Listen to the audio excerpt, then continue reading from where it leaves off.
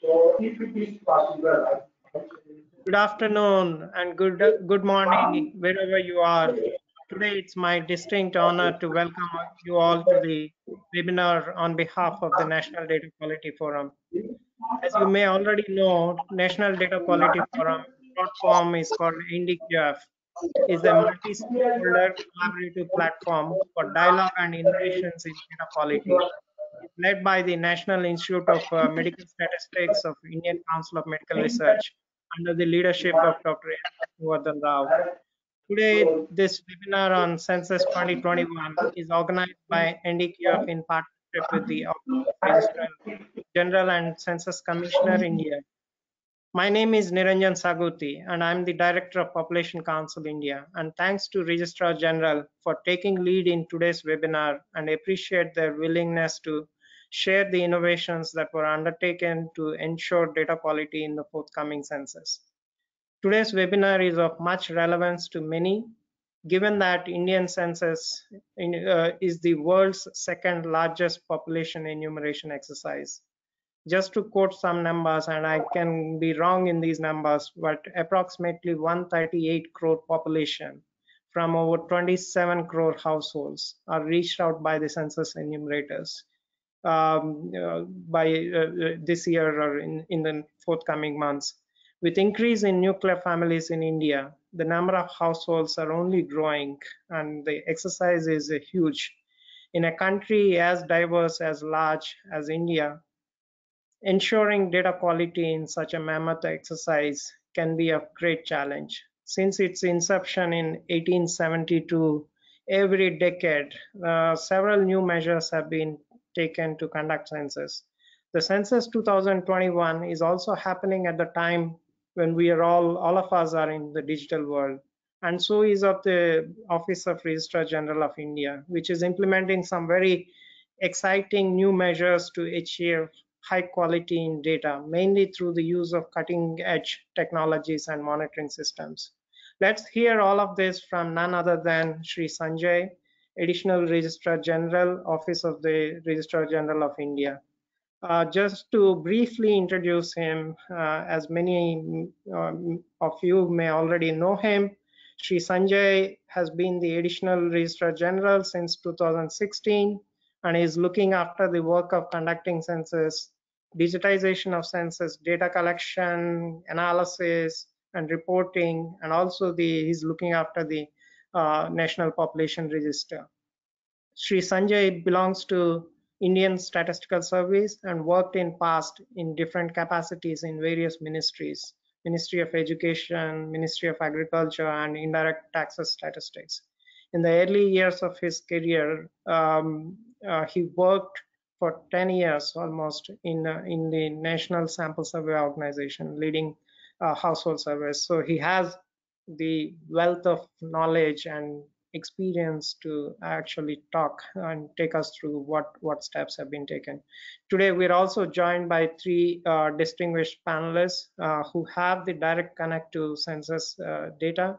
And I'll introduce them and ask them to comment soon after the presentation from Sri Sanjay.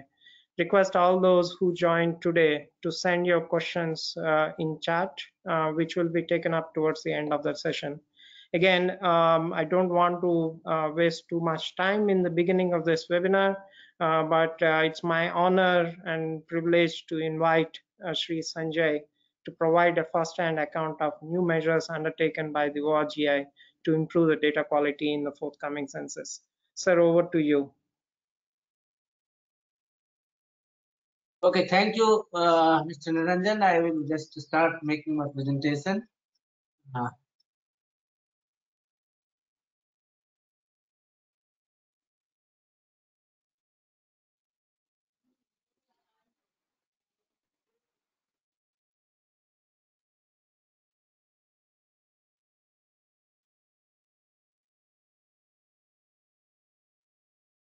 My presentation is visible. So we can view your slides. Yeah. So I will just start with the background. Although all of you know you are aware of, the Census of India has a long legacy of being conducted uninterruptedly every 10 years in the country since 1872. The next census, which was scheduled to be held in 2021, we call it Census 2021, is the 16th in the series and 8th since independence. You are all aware that it is the only source of primary data at village, town, or ward level.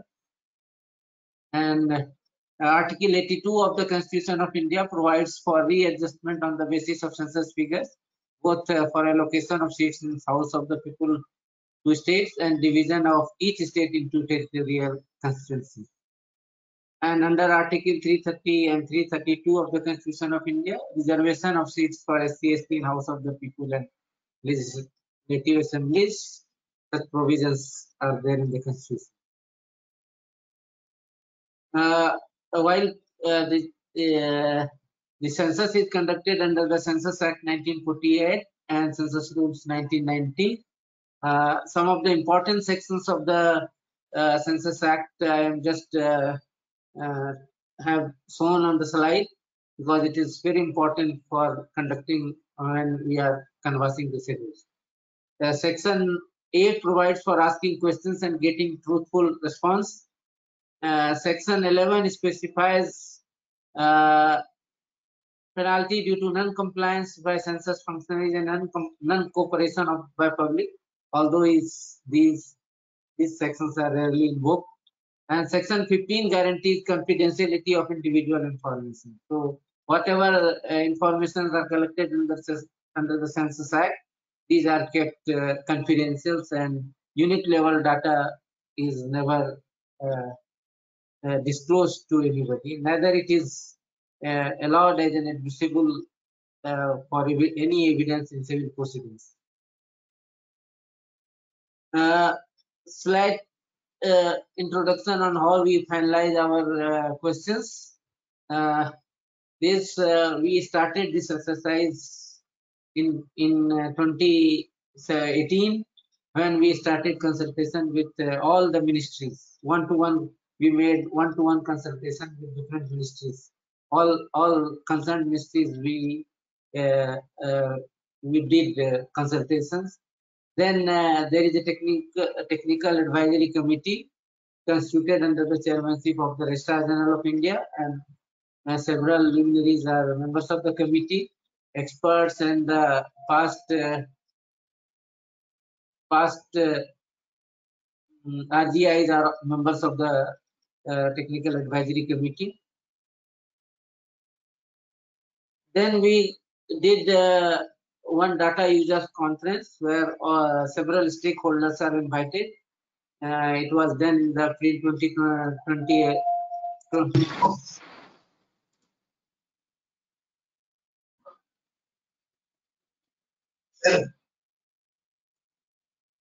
I am in another meeting. I will just. Sorry. May I continue? I am connected. Yes, please go ahead, sir. Yeah. Please go ahead. Then the draft questionnaire was finalized and it was tested during the pre-test, which was conducted during August-September 2019 in 74 districts and in around more than 5,000 EVs. We did the pre-test, and on the basis of inputs received from the pre-test and the observations which were presented before the TAC, on the basis of the recommendation of TAC, we finalized our question. One of the important part of the questionnaire is the code directory, which we designed for this census for all such kind of questions which were descriptive in nature, like occupation, industries, education. So we have prepared a code directory so that almost all the questions of census are coded, and it will not only minimize our tabulation but also will help in collecting the data. So this was the original calendar. Phase 1 was to be conducted during April to September 2020, and phase 2 in the from 9th to 28th February 2021. But you might be aware that this has been postponed due to outbreak of COVID-19 pandemic. And the next, the date of the forthcoming census is still to be announced. There is a jurisdictional changes. You might be aware that for the conduct of census, jurisdictional changes which takes place in different states are frozen at a particular point of time. So the date earlier was 31st December 2019, when we were planning to conduct the census from April 2020. So this freezing date of jurisdiction we have extended up to 31st December 2020.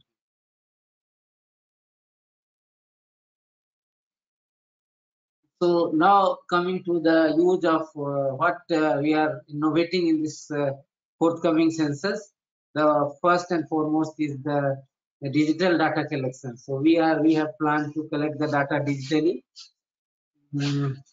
There will be the mobile apps for house listing and housing census, and for population enumeration, and for geotagging of each enumeration block.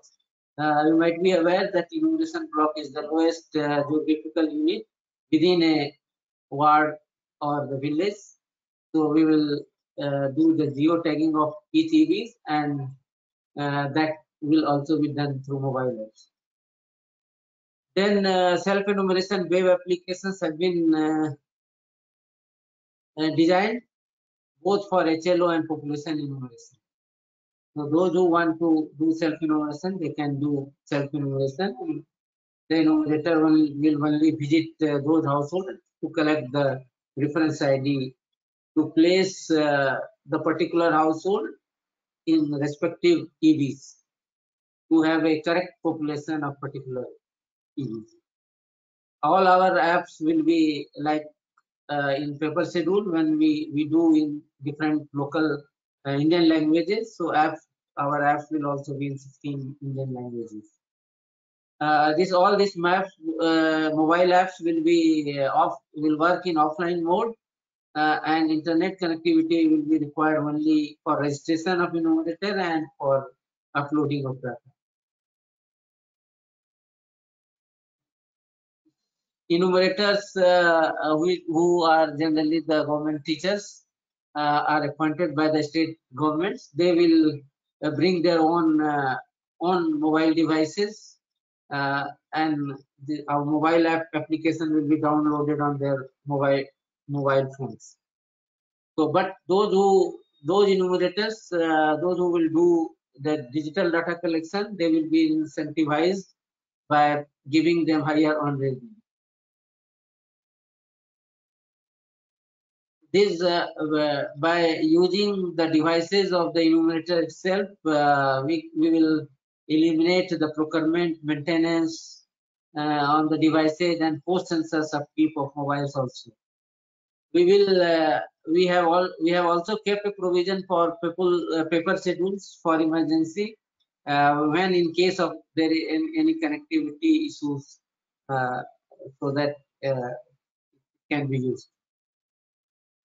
We will also communicate all census-related communications through the mobile, as all the enumerators are connected through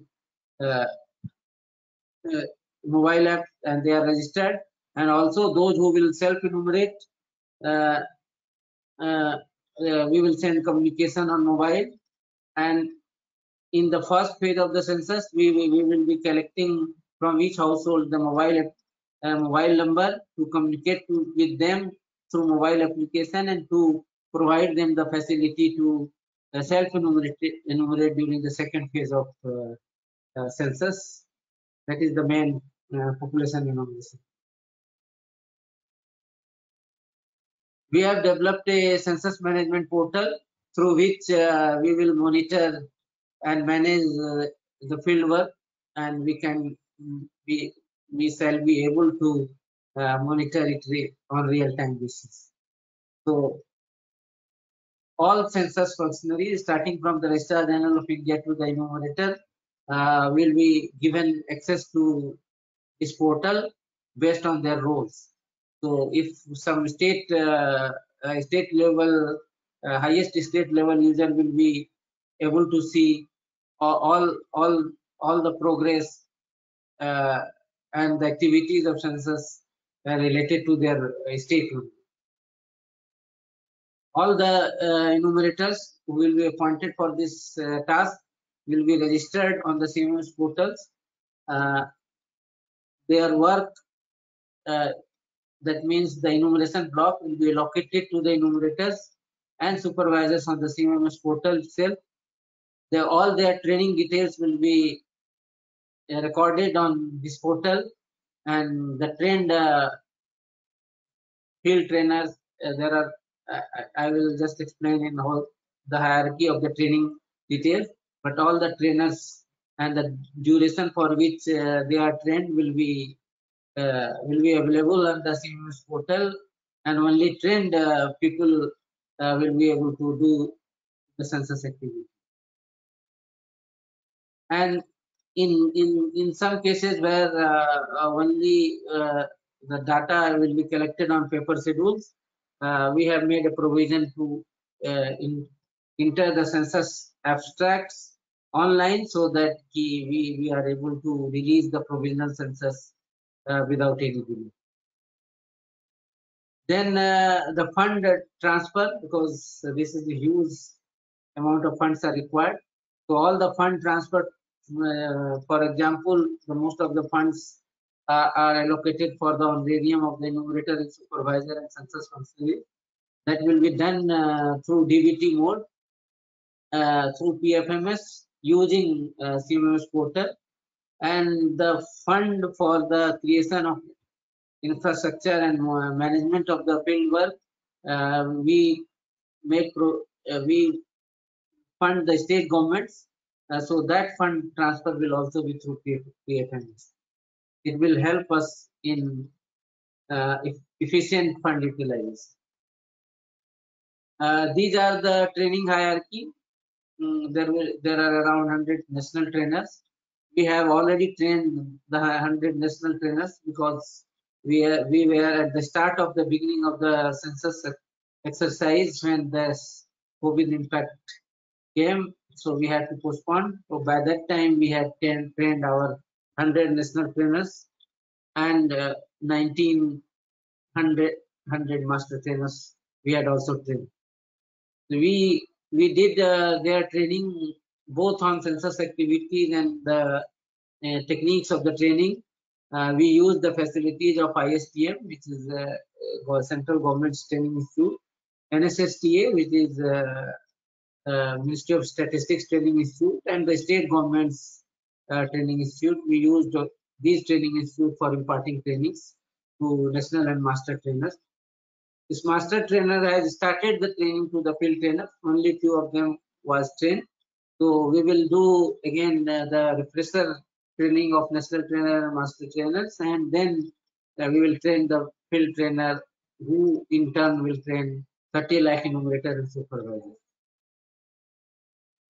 For this training, in addition to the physical mode, we have e-learning modules in 16 languages, and this will be available on portal, and we have developed app also.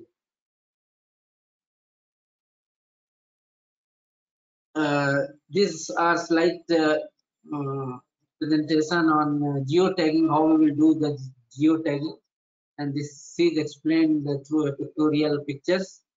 That is called HLB mobile mapping app, which we will use to geotag the enumeration blocks. This georeference database will be not only useful for us in conducting census, but will also be of immense help for different survey organizations.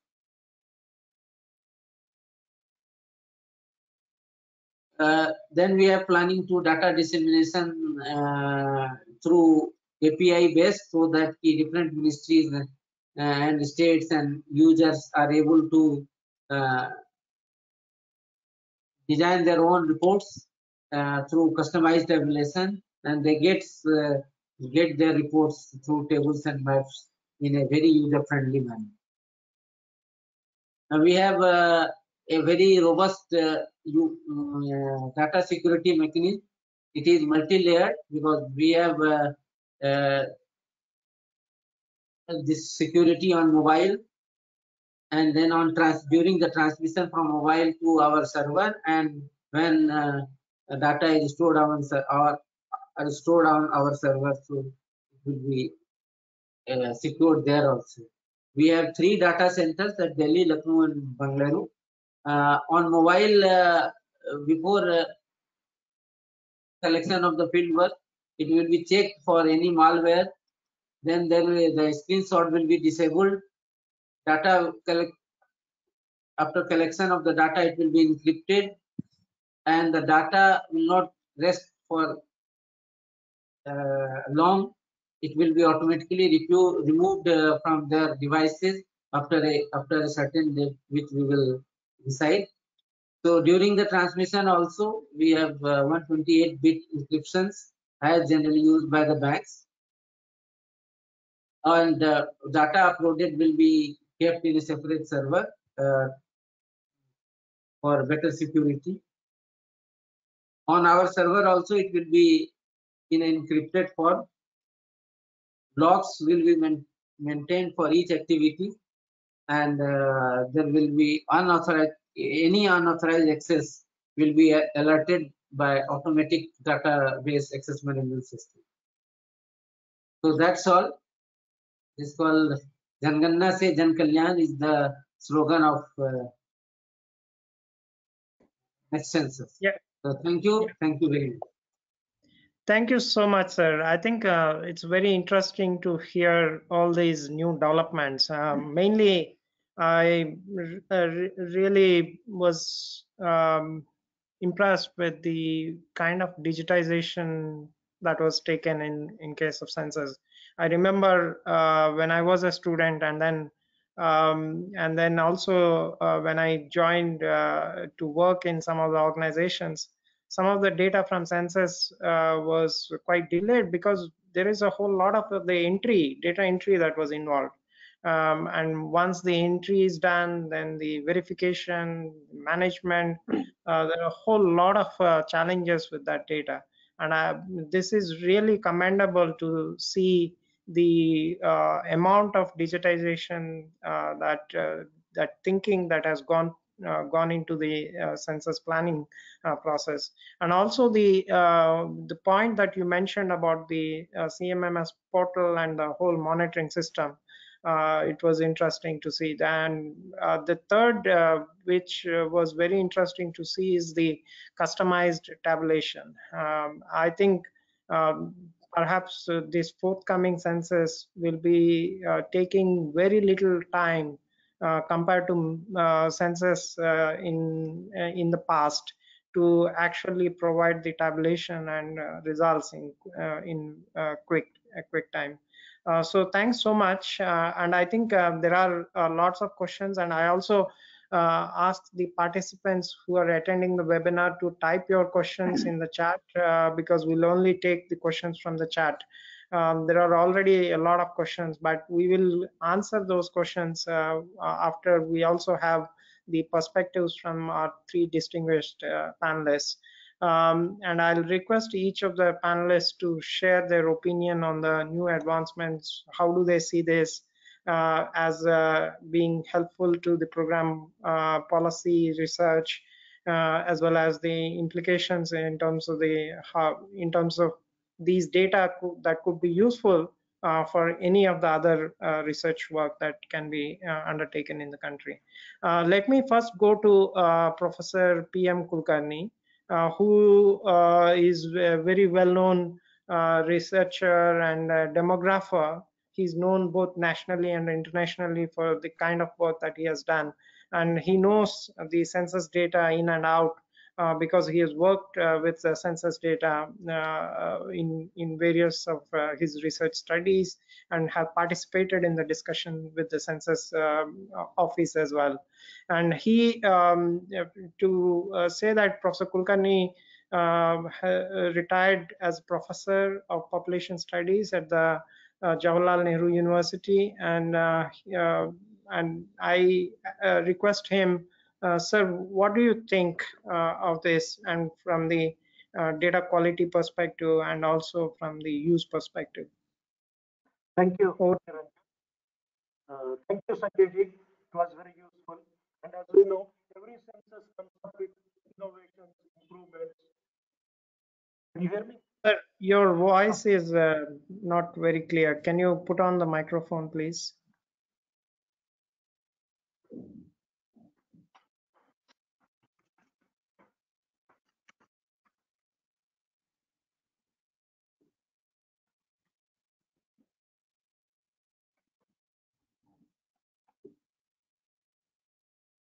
Census comes up with no. Yes. Do you hear now? Okay. Yes. Thank you. Yeah. See, we know every census comes up with innovations, improvements, and of course, use of new technology. It has been happening over time. Bantiaji, when he came, introduced many things, especially large-scale computerization, scanning. Then we had other innovations last time, and now we see so many changes, and this is always welcome. Now, as a demographer, I will try to take things in a demographic manner. So first of all, what are the coverage errors? How will it reduce coverage errors? See, ours is a canvassing type of census. Coverage errors have not been very large, and they have been hovering around 2% for quite some time. But with geotagging of EBs, enumeration blocks, we hope they would be reduced even further.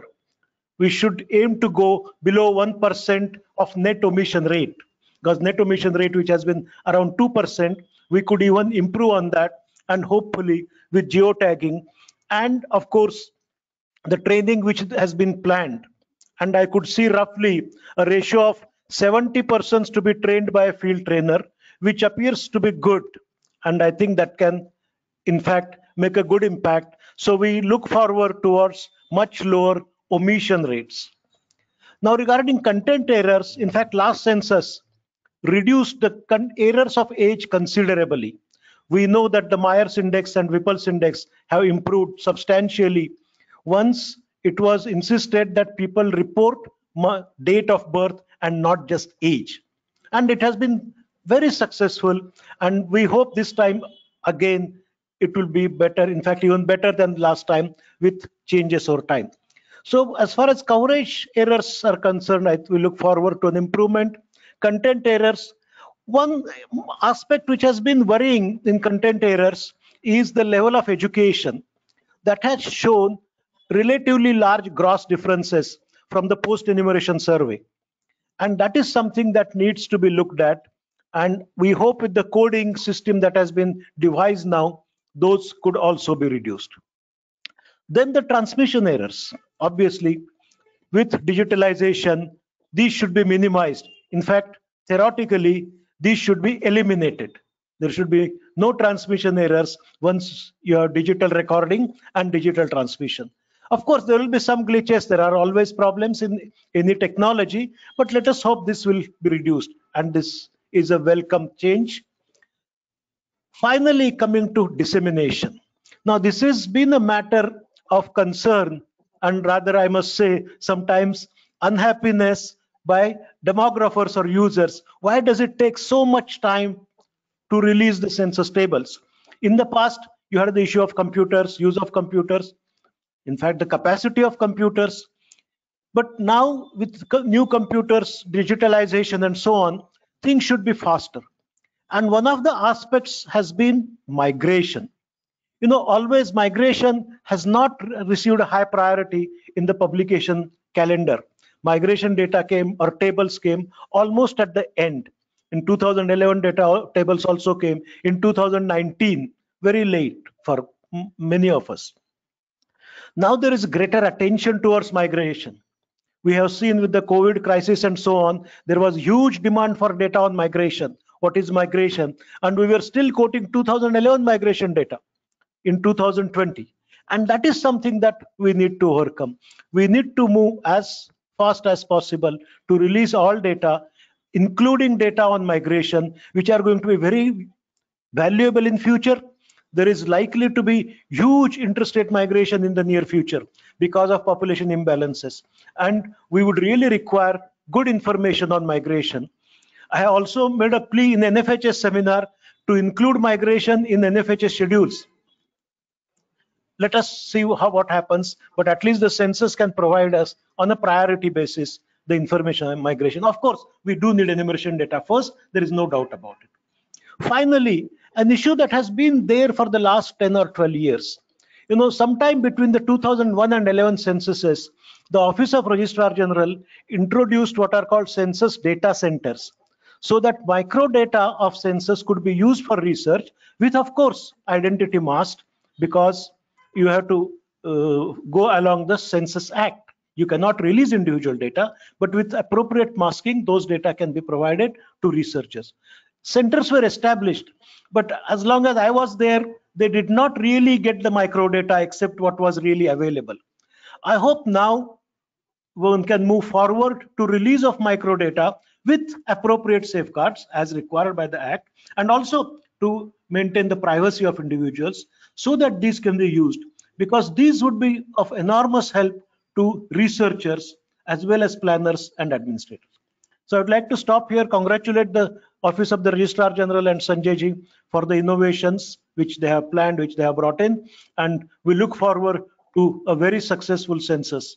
Of course, delayed inevitably, but we look forward to it in the near future. Thank you. Thank you so much, sir. I think these are very thanks for useful perspective, and also the point about the coverage error and the transmission error. I'm sure Sanjay sir will talk about some of these points, sir. But may I request other panelists also to share their perspectives and then come to you, or how do you want to do that, sir? May I respond so that if someone, sir, please go ahead. Some of the things will be answered. Some of the answers of the questions Professor Kulkarni have already given while asking the questions, so I will not repeat. One important thing, the first thing which he said about the coverage errors. So what we have done, yeah, you were right, sir. Through the geotagging we will be eliminate, but before doing geotag with the help of available resources and the data, we have already digitized the built-up area of the almost the entire country. So this built-up area is the area where the population is located. So these digitization of built-up area we have already completed. So on the built-up area, we will superimpose the EB map, EB boundaries, and from there we will be able to know where, if certain pockets where the population lives are missed. So if this will be done through digital technology, and wherever there will be missing, it will be made available through CMS portal to the charge officer, so that he can capture all the missing built-up area. So about the content errors we have already explained, sir. Through coding, certainly through coding we are expected to minimize it.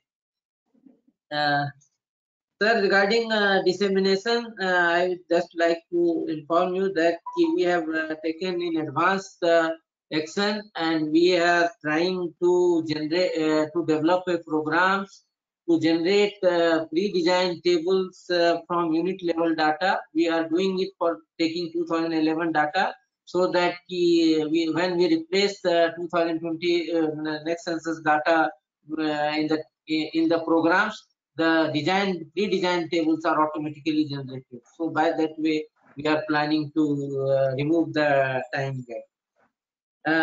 And in regard to, sir, making available the macro data, we have already taken with the help of the Education Ministry and Health Ministry all the population centers or the universities, whoever wants to use our macro level data, we have allowed it recently, and we are making available the macro level data to all of them.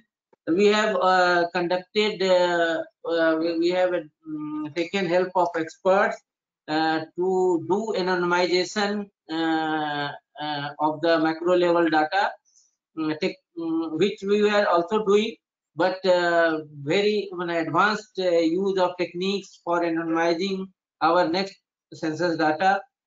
We have taken help of the experts, and we will use those technology to anonymize the data and then make it, hopefully we can make it available almost to all the researchers or anyone who wants to use the macro level. So that was my response to all of. Perhaps I could answer all of it. Yeah, thank you so much, sir. I think this is very helpful, because even some of the questions on the chat are related to when is this data that's going to be available, and what, and you have answered many of those questions. But I'll come to the specific chat related questions later. And let me now request our another colleague on the panel, Professor Usha Ram, who is a professor in the Department of Public Health and Mortality Studies at IAPS Mumbai.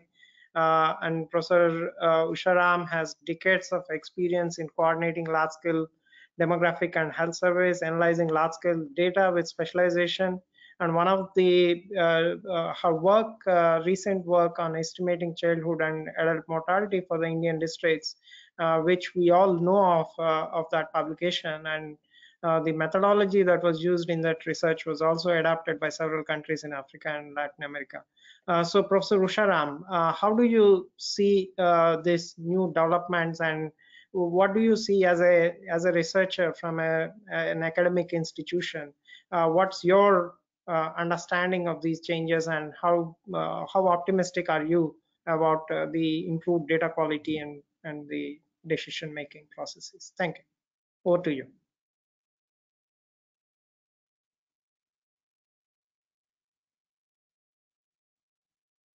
Professor, hello. We can't hear you if you're speaking, Professor Usha Ram.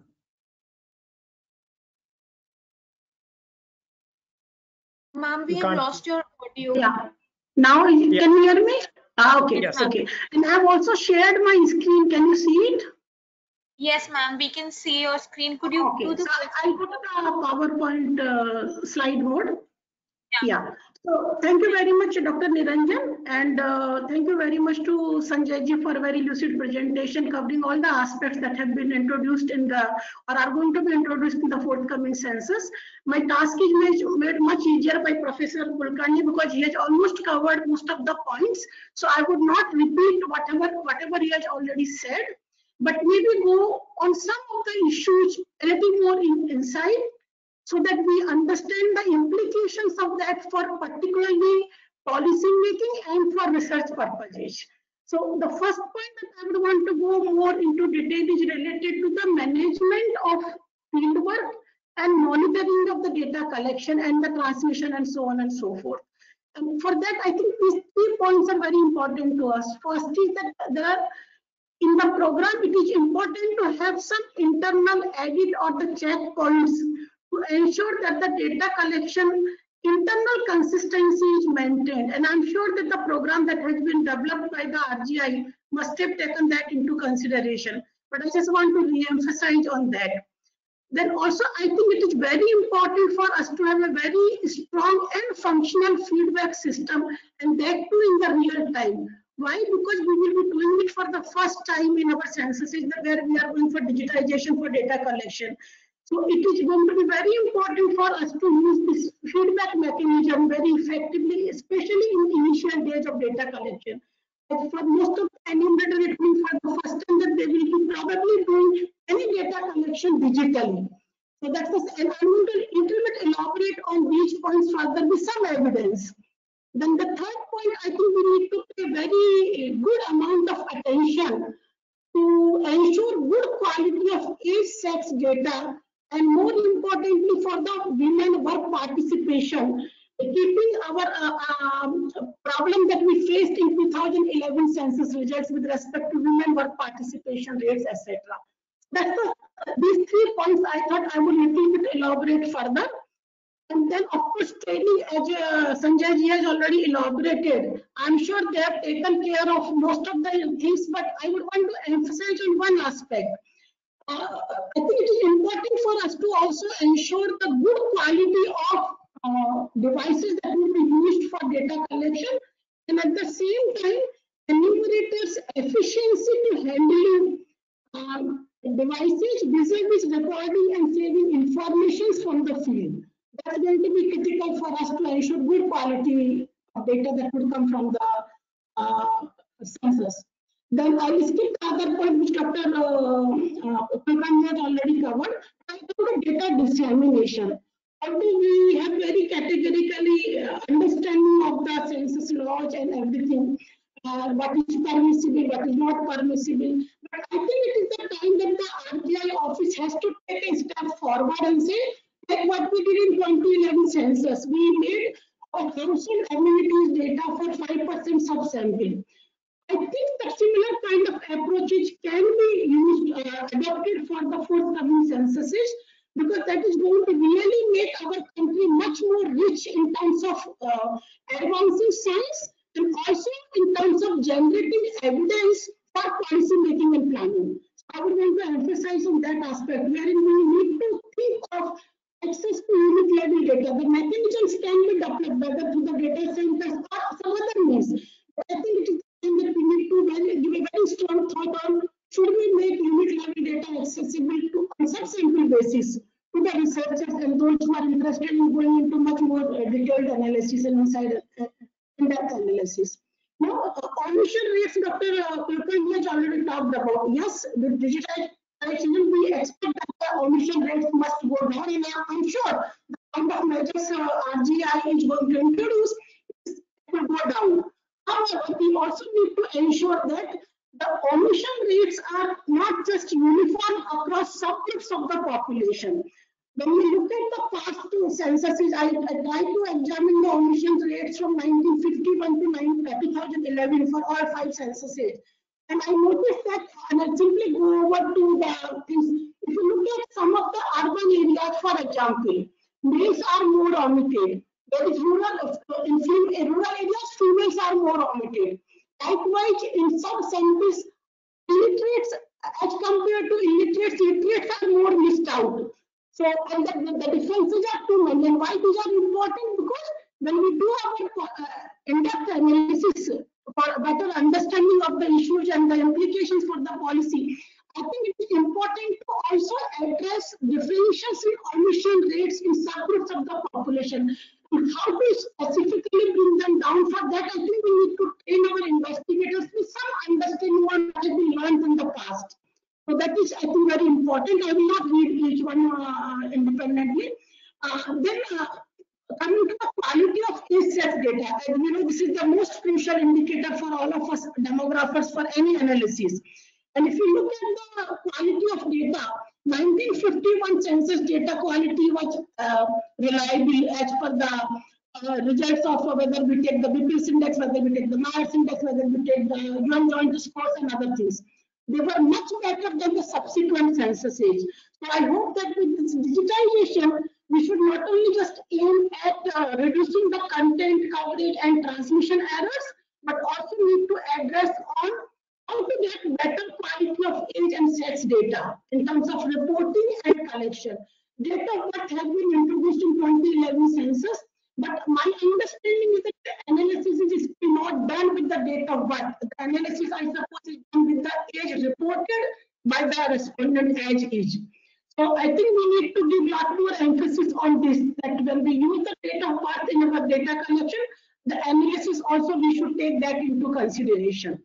Digit preference over time has actually, what will I say, it's reduced, but it is still bad in many cases. And I will give some examples eventually if the time permits, otherwise I will skip that. So we need to give a lot more intensive training to our investigators to take care of these key indicators, key variables to ensure that these informations are collected as accurately as possible. Then if you look at now, this, I just picked up few states and for all India between 1991 and 2011 census is for male and female. The number of age not stated as persons per 100,000 population. So for Uttar Pradesh, actually between 2001 and 11 census, it has doubled. That's what happened. We should be moving forward with reduced errors. But what we are seeing here is unfortunately a pattern which is not acceptable with advancements that we have introduced in our questionnaire, in our training and all that. So I think in this 2021 census also we need to be very careful about, and probably we can learn from Tamil Nadu, how Tamil Nadu could reduce age not stated numbers over the census age. Maybe take those learnings and inform the other states where the things have not improved as much. Now, so we do this post-enumeration surveys, but my understanding is that we don't use them anywhere. If I look at population projections, official projections done by the RGI, I don't think they adjust them for omission rates. So then what is the purpose of doing this PES? I think we need to also use and utilize the knowledge that we gain with such a beautiful exercise that we do under PES. So we need to probably take those things seriously. Then about the release of data, Dr. Kulkarni already talked, but I think over the census age, unfortunately there has been the extended delays in dissemination of data, which I don't know what has caused it really. Compared to 51 census over 2011, 2020, 2001 census, the release of data has been delayed by 3 to 4 years even for the basic numbers. So I think something we need to take very seriously for 2011 census. Now that we have digitized, we should try to reduce it as minimal as possible. Migration data, I already talked about it. It was delayed, released so late. We need to probably be a little more prompt. The last point that I would want to flag out is related to mortality information. Is it not possible for us to consider and include a couple of questions where we seek information about deaths in population? Many countries have used and demonstrated that information can be collected. And it's my request, like Professor Kulkarni is saying, to include migration. I would say, yes, migration is important, no doubt. But I think mortality is even more important considering the state of health in this country. So I think that also needs to be taken into consideration. Thank you very much. And congratulations to the Sanjay ji and the RGI for marathon task, we know, and they do a great job. We don't undermine their efforts, we rather applaud it. But I think we have the capacity in this country now and the knowledge and commitment of the RGI to improve the quality of data in future with the entity that is available to us today. Thank you very much. Thank you, madam. Thank you. Sir, do you want to respond to any points on in 1 or 2 minutes? Several of her advice, madam, is well taken. We will certainly take into account, especially on the post-enumeration survey. We are yet to plan.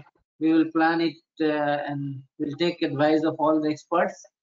I think we are still not counting mortality. We are still restricting to the live people. So I do not know, in future we may decide to count the deaths. In regard to the gap between HLO house first page and second page, I just want to say that this time with the use of mobile application, this all the census house and households will be completely matched with the second page of census, that is population and census. So there will be not much. I expect there should not be any gap, because those households which are missing, which will be catch hold of. Yeah. On the quality of data, I will just say that in the mobile application we are doing validation So inbuilt validation are there, so lots of quality checks will be taken into account there. So that's what's the other, madam, your suggestions are well taken. Yeah, thank you so much, sir. I think this digitization and the inbuilt validation mechanisms will certainly prove useful. And thanks for all the suggestions. One of the questions also online is about to what extent digitization itself may introduce some bias. But that's entirely another point of discussion for us.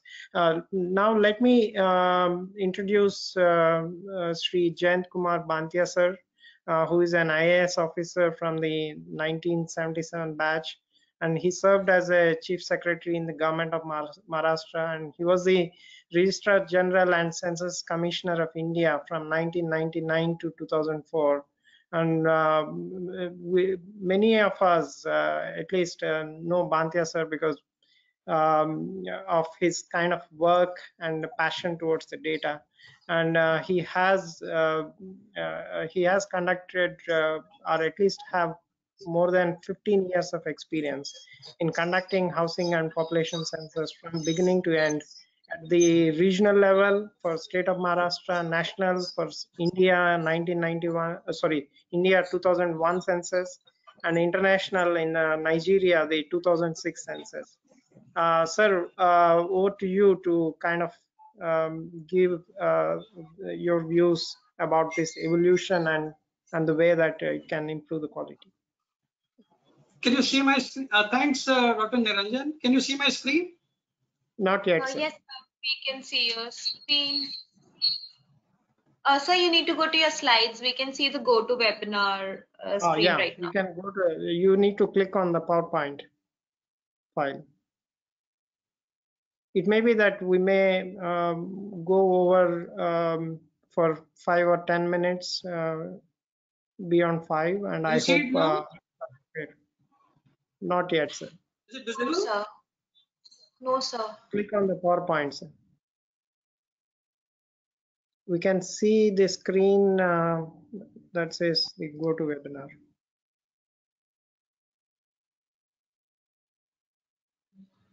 Can you Now see the it now? screen.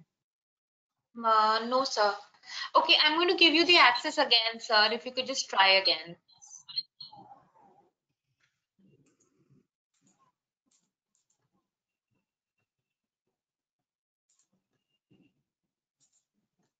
So you will see an option in your screen saying show my screen. If you could just click on that. Yeah, I see that.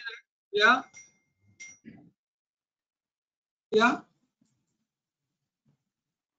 Yeah, sir. Now, yeah, awesome, sir. We've got the screen. Now we can see.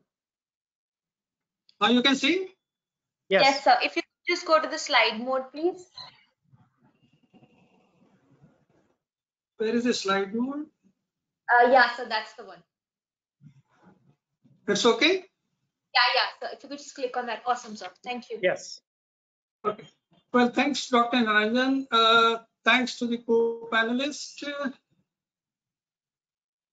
Well, let me begin by congratulating Sanjay, the additional RGI, for a comprehensive presentation for the next census, and to my two demographer friends and distinguished co-panelists for their expert comments. Well, I'll begin with the relevance, actually. What will be the next census? Population and housing will be called 2021. It is being named as the seminar, which I understand. But when will be the next census? Which year? Which month? Unknown right now. We do understand the challenges with the RGI on this, but should be possible to understand quickly, because there would be a lot of implications in the year. Elections are around the corner next year and the following year, so there are issues on that. There are challenges in the data collection methodology, which Sanjay presented here, because there appears to be at least 3 different methodologies this time, and therefore there will be the self-enumeration, the paper format, and the web. So all those things are going to be there, and which is going to be the government enumeration agency, with the schooling left behind. The standard teacher could be a challenge. So there are these issues which could affect both the quality and the coverage of the census, and there are issues with the consistency and the comparability with the UN recommendations and the previous Indian censuses, because nothing was mentioned in the presentation, although I'm pretty sure efforts have been made to ensure that there is a consistency and comparability, because the responses have changed considerably this time. Okay, coming to the very basics, which is the census frame. Sanjay mentioned about the GIS to be used for, or GPS to be used for the enumeration blocks and certain things others, but I personally feel possibly the bus was missed in the inter-census period for creating the census frame based on the satellite imageries. It could have been done. Sanjay has mentioned something, so I'm not fully aware, but that's my perception and whatever we have been able to hear during the TCA. Also, the 2011 census frame was available for validating whether slum areas are expanding, contracting, new areas are coming up. So technology could have been used, can still be used in my view, but this is a very important aspect about census frame in India using the GIS technology and the satellite imagery. If it is being introduced, congratulations. If it is not, still time. Nothing has been mentioned. I would expect, obviously, demographers are more interested in population, but housing census data, this is a unique source. And what are the consistency issues for the internal and the external data, housing, amenities, and assets?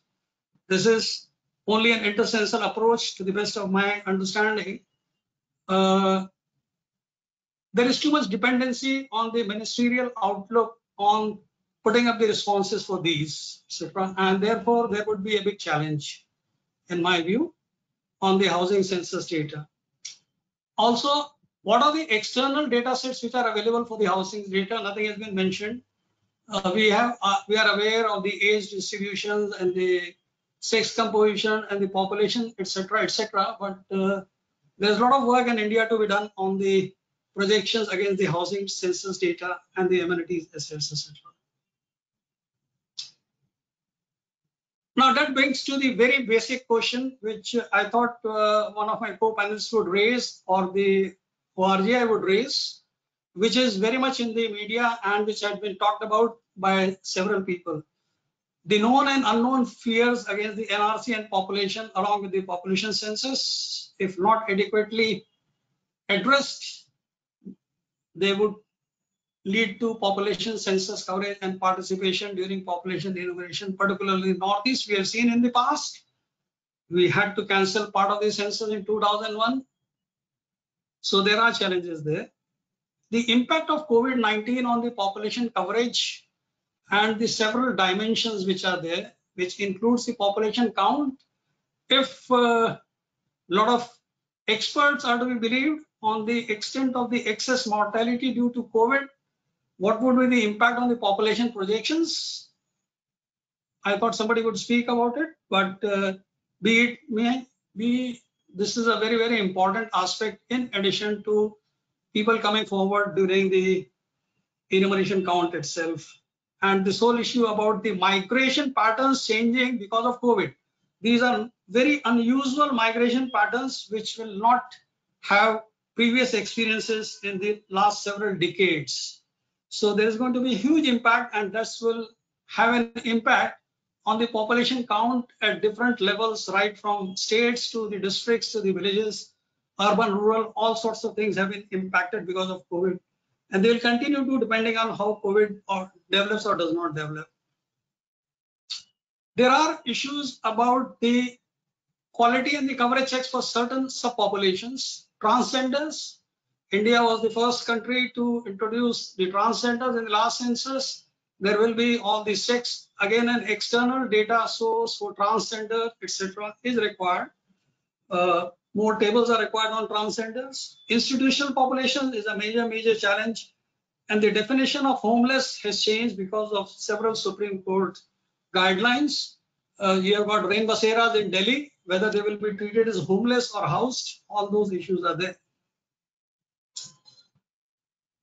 Certain things have been spoken about the release of the census results. I'm going to dwell into that in different manner altogether.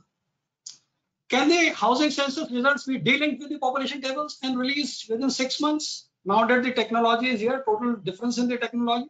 So why should we, if there is a time gap of 6 months between the housing census and the population enumeration, why can't the population tables be released if everything is available in that sense? The real issue here is the capacity in the ORGI and other places here. Sorry. For quick validation, it is not the data processing and the tabulation which is there, it is the validation and checking with several tables which is required here, etc., etc. Especially for large states, it takes a lot of time. And the primary census abstract is the most sensitive thing.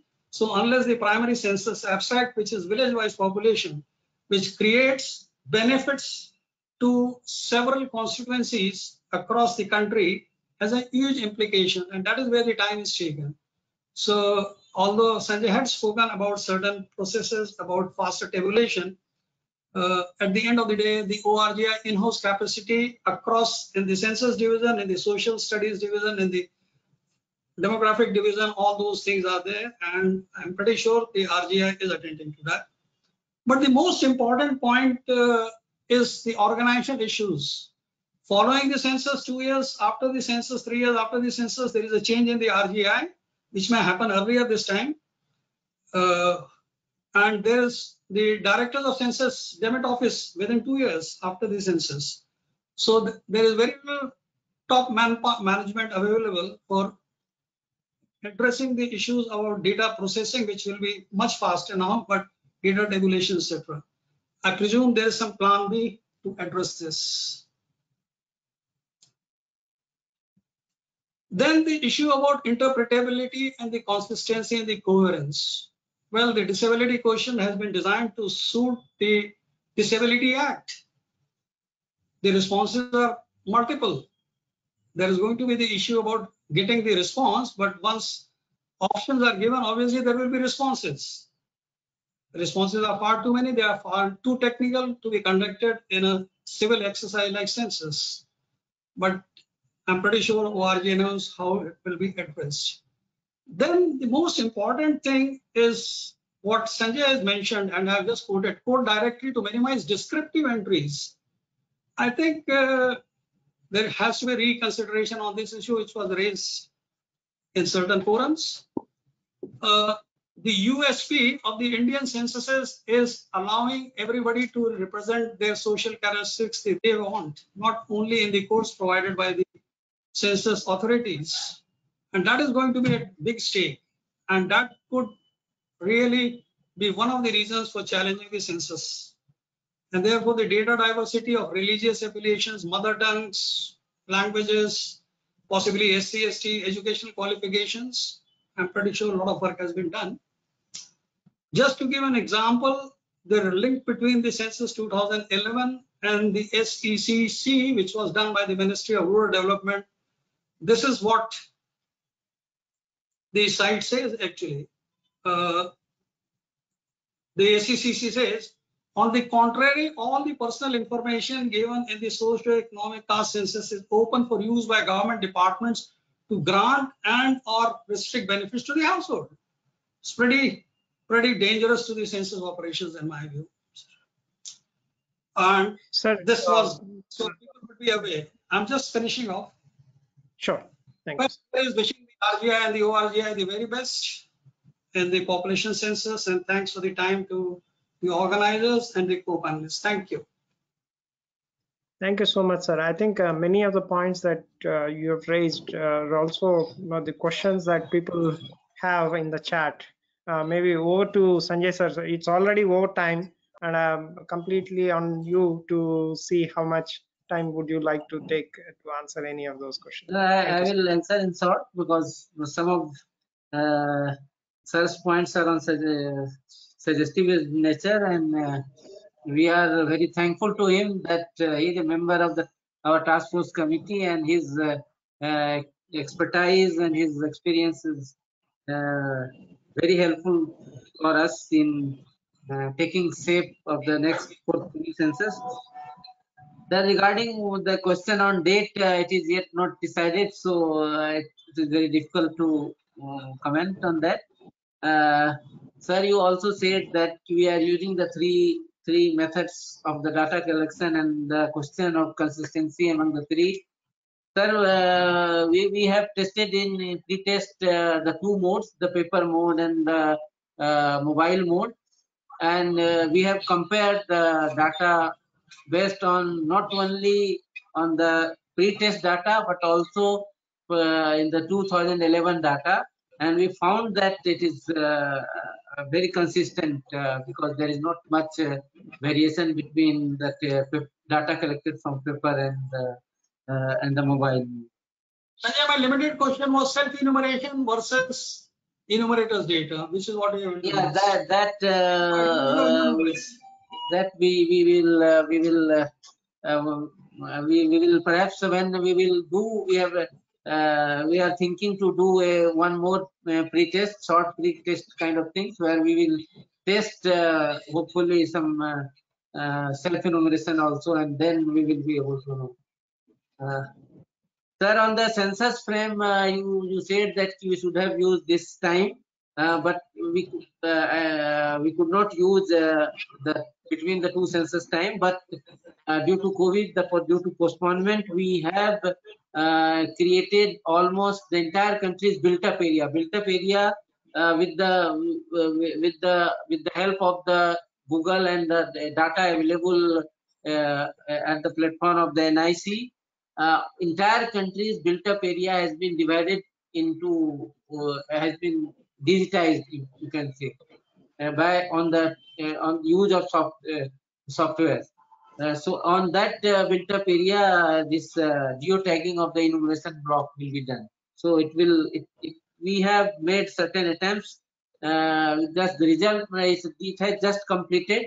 So we will be able to see how much it will improve our next during the next census the coverage. So some of the questions you raised are very relevant, sir, on impact of COVID in different kinds of data. So that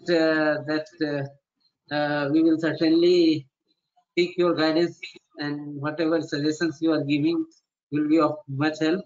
Sir, you also said that different data sets, how we can compare with our data set. So that for that purpose, sir, we are developing APIs through which two data sets of the ministries who are collecting the data, for example, in education ministry is collecting data on education, and our data can be compared. That will. Sir, in regard to the code directory, you have said we have used taken the past results to develop our code, but still we have kept one provision of others where there is a provision to describe describe whatever they want to, under suppose in occupation, whatever the occupation you want to describe. If other is selected, they can describe the occupation or industry or several other places in language also. So that provision is there. I think that will help to a large extent. So thank you, sir. That's what we have to.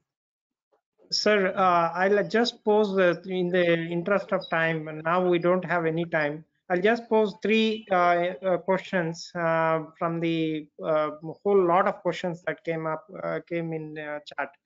The first question was that people were asking, how are you going to, or what are the steps taken to avoid the duplicacy in the reporting or the removal of the data from the self-enumeration, I think, which sir also, Bhantia sir also has alluded to, that how will that be done. The second question was that what are the key steps that were taken to monitor the quality of data on a regular basis in this whole process. And the third question that I would pose, which you have answered, saying that is the basically on the timeline that which you are not sure of, but are there anything that the approximate time for already which the data that was collected? Is there something that's available? Is that the data that is going to be collected? What are the plans for release of these in terms of the data dissemination and the use side? Only these three questions. There are lots of other questions on the chart. And thank all the attendees for raising those questions. Over to you, sir. Yeah, in regard to duplicacy, those who will do the self-enumeration, their record will be populated in our database only when the enumerator visits the household and collects the reference ID. So, so there will we think there will not be any duplication. In timeline of the release of the data set, we expected that in 2 years we are able to release all the data set. Our efforts are in that direction only. And on quality of data, we have taken lots of measures. One of the important measure is the training. We are devoting lots of time in training to the enumerator and supervisors, making available the manuals also. And our mobile app, we have made lots of efforts of two kinds of validation. One, while selecting the options, there is a validation, and some advisory kinds of validation are also there, because suppose somebody is of 4 years and married is selected, then advisory kind of you just recheck the data. So that kind of advisory validation. And the third is at the time of syncing of the data, there are certain things might be checked. So through validation, we are trying to improve the quality of data. So that's all from my side. Thank you so much, sir. Thanks so much for this very interesting presentation and telling all of us about the kinds of innovations that have happened in the forthcoming census to improve the quality of data. It's we're already 13 minutes past 5 o'clock, and I take this 2 minutes to thank everyone. Thank all the panelists, Professor Kulkarni, Professor Usha Ram, and Dr. Jayant Bantia sir, and also to Sri Sanjay sir for your excellent deliberation around the forthcoming census and your suggestions, which are very helpful. And that's the kind of role that we at the National Data Quality Forum wants to play, to see how we can all come together to kind of help this huge exercise that's going to be undertaken in India, which also provides a lot of information for the programs and policies in the country. So on behalf of the National Data Quality Forum and my colleague Dr. Vishnuvardhan Rao of the National Institute of Medical Statistics, I once again thank all the attendees for your participation in the NDQF webinars, and we'll also, as in the forthcoming months, we'll be having the webinar with the Health Management Information System (HMIS). So it will be interesting to kind of tune into all those webinars. And the recording of this webinar will be available on NDQF website, www.ndqf.in.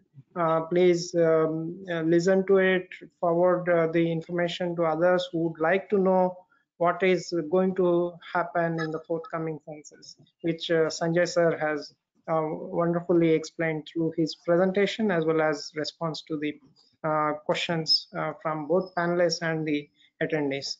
Thank you once again, sir. Thanks so much. Thanks, everyone. Thanks, everyone. Thanks, Dr. Kulkarni. Thanks, Dr. Ram. Thank you, Dr. Niranjan. Thank you, sir. Thank you. Bye. Sanjay sir, thank you very much and all the best. Thank you. Yes. Yes. All the best. Yes. Yeah, it's a wonderful thing, sir. Thank you. Niranjan, thanks, Babu. Thank you. Bye. Thank you, ma'am. नमस्कार Kulkarni sir, बांध्या sir, bye sir. आपको मैं phone करके बाद में coordinate करती हूँ IPS visit का सर।